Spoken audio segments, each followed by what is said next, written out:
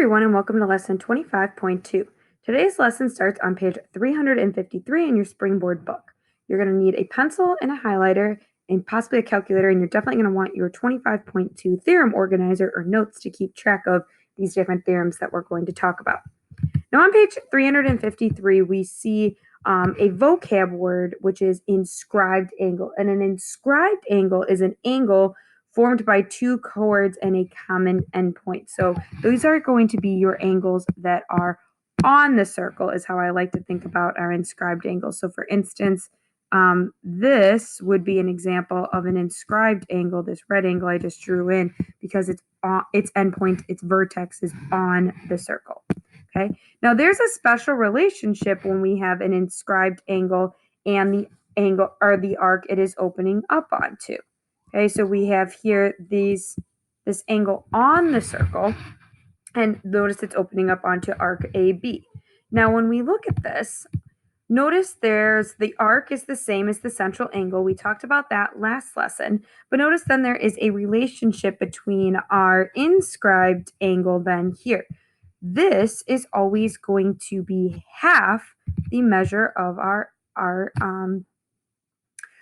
central angle, right? Or if we look here, this is always the measure here is going to be double the length of our inscribed angle, or the inscribed angle is half of our arc. As we start moving this around, we see that relationship continues all the way around our circle. It's always going to measure half of the angle, okay? Now, there is also a secondary theorem to this, in that whenever we have inscribed angles opening up onto the same arc, they're going to be congruent. So notice we have three different angles that are inscribed here, here, and here. And all three of these inscribed angles are opening up onto our arc here. So what we see is that as we look, the angle is the same size, it's congruent all the way around because it's opening onto that same black arc here. So anytime that happens, and we can kind of move this around and show, since they're opening up onto the same arc, they're going to be congruent to each other. Okay, so those are our first two theorems of the day. Now, moving on with our inscribed angles, there's also a special relationship between, besides the ones we just talked about them intercepting the same arc, there's also going to be a special one dealing with the diameter. So if we look on our next theorem, whenever we have a diameter in an inscribed angle that intercepts that diameter, opens up, it's opening up onto a 180-degree angle, so it becomes a right angle, which makes sense, again, based on what we were talking about before, because if you're opening up onto a diameter, it's going to be a 180-degree arc, so our inscribed angle is half of that. So that's another theorem that goes with that particular one. Now, using these theorems that we just talked about with the inscribed angles, couple of practice problems then to deal with that. So notice in number 8, they're giving us that angle HCA is 50 degrees. So this angle's 50 degrees, which means arc HA is also going to be 50 degrees. Now this is important because it's going to help us with a couple of things, right? We know that this whole thing is 180 degrees. So just this piece would have to be 130 degrees if this piece of our arc was 50. And that's actually then going to help us with a couple other things, including this angle here being 130.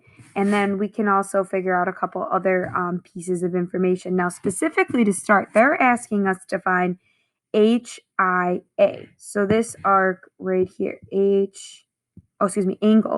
HIA, which is right here. Now, this angle is an inscribed angle to that 130-degree arc that we were talking about before.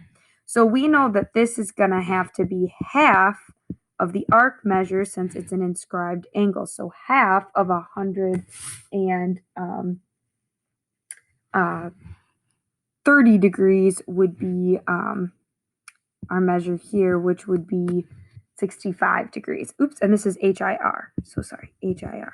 So this is 65 degrees down here. Now HIA is actually this angle here. So this one is going to be half of the arc that it opens up onto as well. So half of 50, which is 25 degrees. Okay. Now together, 25 and 65 are going to make up our big angle here, AIR, which is going to be 90 degrees. And this also makes sense if I clear this up a little bit, because angle AIR is opening up onto the semicircle so that it's creating that 90-degree angle. So that goes back to that theorem that we talked about before, that inscribed angles on a diameter are right angles. Okay, so that kind of shows that theorem as well. Last but not least, if we're talking about angle HCR, if we trace this out, HCR we said was opening up onto that 130-degree angle. So that would have been 130 degrees as well, since the central angle here would have to measure that arc that we found. Okay. Now, using this information and these different theorems, we actually have a theorem about quadrilaterals that are inside of our circles as well. So what we see here is there's a special relationship between the opposite angles.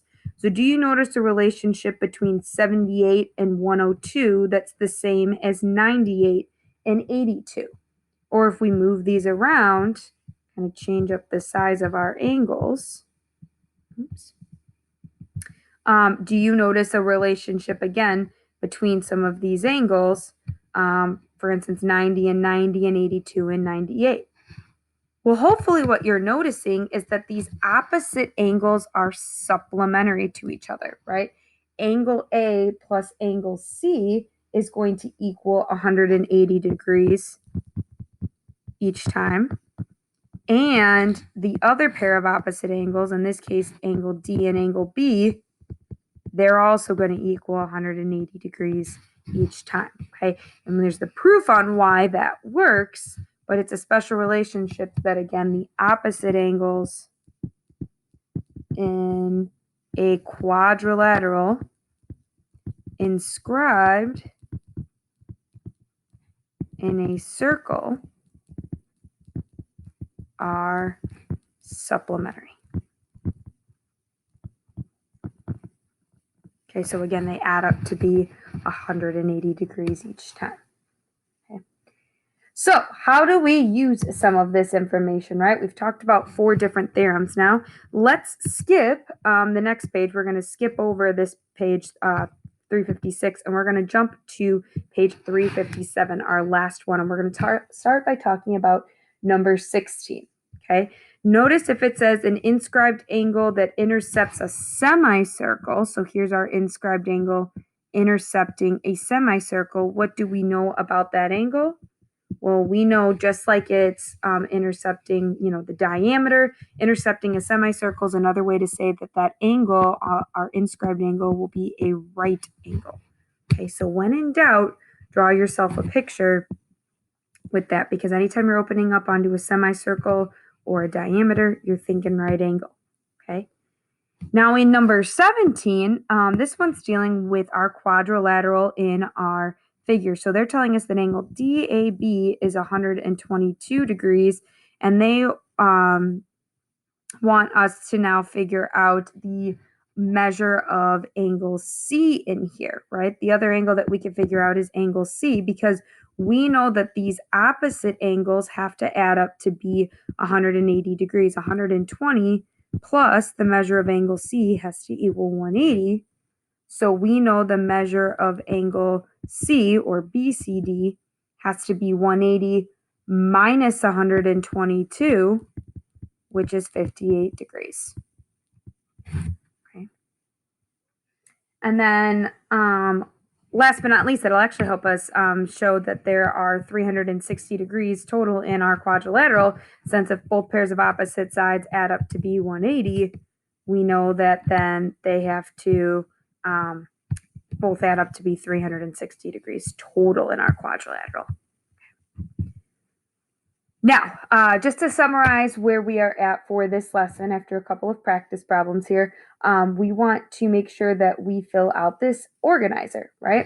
So a couple things are already filled out for you. And reminder that an inscribed angle is an angle that is on the circle, okay? And the angle is going to always measure half of whatever the arc measure is, right? It's going to be half of the arc it opens up onto, or you need to double the angle to equal the arc, right? That goes both ways. Next, we talked about an inscribed angle that's either opening up onto a diameter, or we say that it's opening up onto a semicircle. Both of these are kind of used interchangeably, but what's happening with our inscribed angles this time is that they are creating right angles because it's opening up onto a semicircle, right? That's 180 degrees. So we know that half of it is going to be 90 degrees, aka our right angles. Okay? The next one we talked about is a quadrilateral inscribed inside of a circle. So this is where we have a four-sided figure. It doesn't have to be specifically a square, a rectangle, any of that. But whatever we have a figure here, and let's say we have it named 1, 2, 3, and 4, the angle names. We know that angle 1 plus angle 3, the opposite angle, has to equal 180 degrees. And then 2 and 4 would be supplementary, the opposite angles. Angle 2 plus angle 4 also equals 180 degrees. They're supplementary to each other.